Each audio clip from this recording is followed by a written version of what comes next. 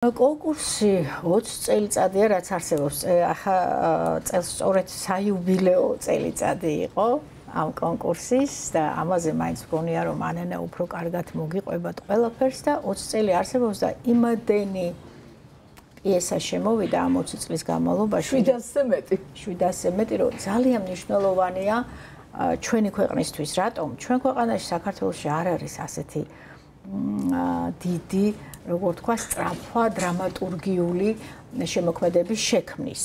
მართლა ძალიან ბევრი ახალი მწერალი ყავს, პოეტები, მაგრამ აი დრამატურგია ცოტა ჭირს და აი ამან ისეთი სტიმული მისცა, რომ წარმოიდგინეთ, ამდენი ახალი ქართული პიესა არსებობს და წელს კიდე მთლად 19-მა შემოიტანა და მათ შორის ახალგაზრდები იყვნენ და ეს იყო ძალიან სასიამოვნო, რომ უკვე ახალგაზრდებმაც გადაწყვიტეს, რომ ამ დრამატურგიაში შემოდგან ფეხი.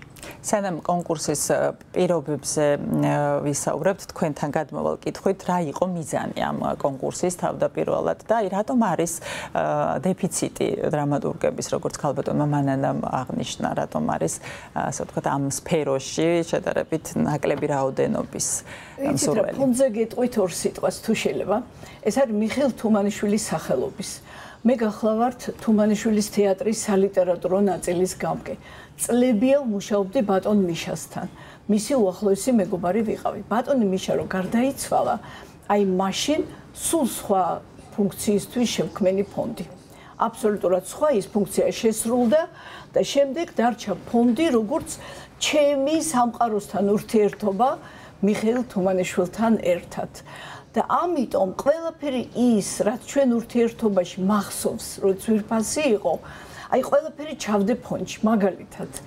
ბატონ მიშა სულ ამბობდა, რომ თეატრი მუდამ არის ახალი პიესის დაბადების მოლოდინში. აი რო კონდეს მილიონი პიესა, მილიონმე ერთი გინდა. თეატრს სულ ჭირდება განახლება. თეატრი არის ახალი სიტყვა, თანამედროვე აზროვნება. აი ამიტომ მაშინ ვიფიქრე, რომ თავი დავანებე ყველა სხვა პროექტს, რომელიც ძალიან ბევრი მქონდა, სადადგმო, საგამოფენო, საგასტროლ, ბევრი. და ერთადერთი პროექტი დავიტოვე, რაც თქვენ უკვე ბრძანეთ, ეს არის თანამედროვე დრამატურგია და ორი კონკურსია. ეხლა რატომ ორი? ერთი რო ქართული პიესის დაბადება, რასაც ყველა ელოდება და ყველა თეატრი მოუთმენლად ელოდება ხოლმე. და მეორე ახალი თარგმანი, რომ გავაცნოთ ჩვენს თეატრებს რა ხდება დღეს მსოფლიოში. იცით როგორი პიესები შემოდის თარგმანის კონკურსზე?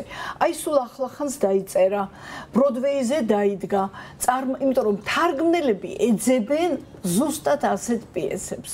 და ამით ჩვენ ძალიან ვამდიდრებთ არა მხოლოდ რეპერტუარს, არამედ ვაძლევთ საშუალებას რეჟისორებს, თეატრებს გაეცნონ მიმდინარე პროცესს. ამიტომ ძალიან მეამაყება, რომ ეს ორი კონკურსი არ წყდება და ვეცდები, რომ არ შეწყდეს.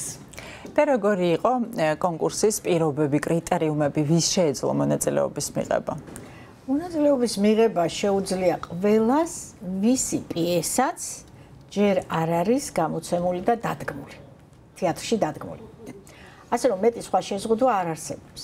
და კრიტერიუმები იმისათვის, რომ გამარჯვებული გამოვავლინოთ, როგორც წესი ჩვეულებრივად, ხო, დრამატურგიაში რა უნდა ვეძებოთ ჩვენ, რომ როცა რეჟისორი დგავს, თქვა, რას ეძებს, რომ რამდენად საინტერესო ხასიათებია, რამდენად საინტერესო არის დრამატურგიულად, რა ხდება, სადა კულმინაცია არის თუ არა, რამდენად დაიპყრობს მაყურებელს, მაგრამ ჩემთვის და მე მგონი ყველა ჟიურის წევრისთვისაც მაინც უმთავრესი არის რაზეა ეს პიესა.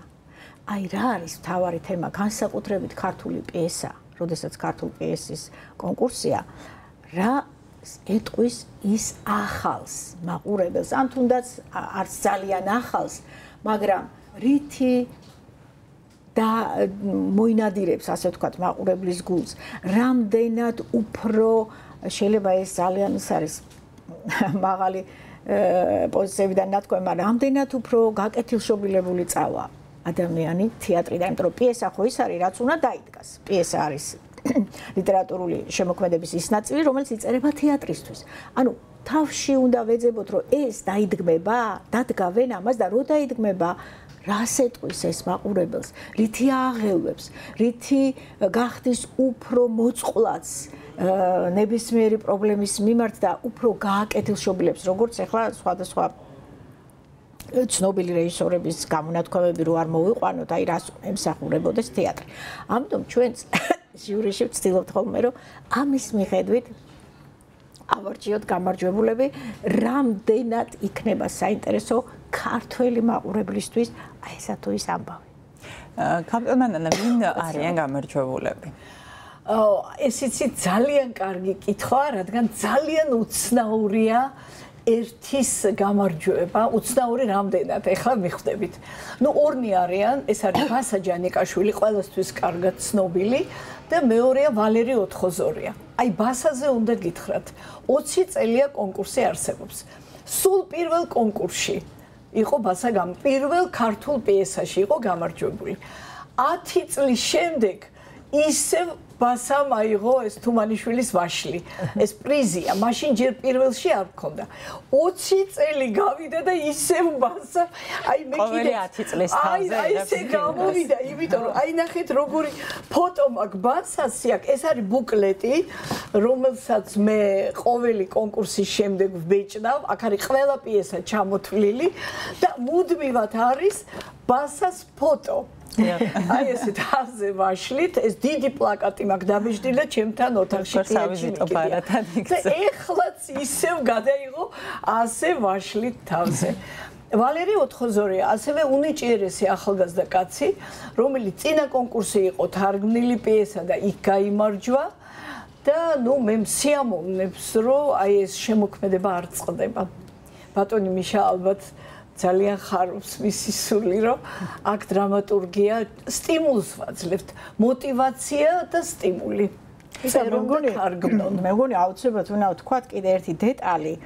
ყველა ეს პიესა, გამარჯვებულის და არაგამარჯვებულიც, არის ატვირთული სპეციალურ ვებგვერდზე, ელექტრონული ვერსიები ამ პიესების და ნებისმიერ რეჟისორს შეუძლია მოიძიოს პიესა, არჩიოს იქედან და დადგას. ნუ რასაკვირველია ავტორთან შეთანხმებით. ეს მე მგონი არის ძალიან მნიშვნელოვანი ამბავი საქართველოს. ეს ლაშა ჩხარტიშვილს მადლობა იმისთვის, რომ ეს ელექტრონული არქივი გააკეთა და მადლობა ქავატონ მანანას, იმიტომ არა რომ აქ არის, იმიტომ რომ ეს იმდენად მნიშვნელოვანია თეატრალური ხელოვნების განვითარებისთვის, რასაკვირველია დრამატურგია არის ყველაზე მნიშვნელოვანი და არ ვართ ჩვენ ის ქვეყანა, სადაც შექსპირი დაიბადა ვთქვათ და დაწერა ეს პიესები, მაგრამ ჩვენ გვაქვს ძალიან კარგი პიესები, ეს იქნება კლდიაშვილი თუ ეს იქნება კაკაბაძე, ცხადია, მაგრამ საჭიროა განვითარდეს ეს და აი ეს ემსახურება სწორედ განვითარებას, იმიტომ რომ აძლევს სტიმულს ახალგაზრდებს და წელს ახლა ბევრი იყო ახალგაზრდების პიესები.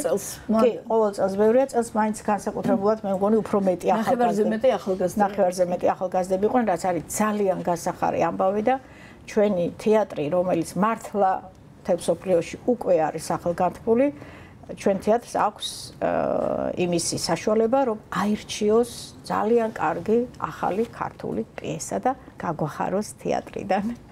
თქვენ ახსენეთ, რომ ბევრი ახალგაზრდა აგზავნის, ზოგადად რამდენად მზარდია კონკურსანტების რაოდენობა კონკურსიდან კონკურსამდე, რამდენად იზრდება მოთხოვნა მონაწილეობის? ჩვენ თვითონ ვართ განცვიფრებული ამ ფაქტით.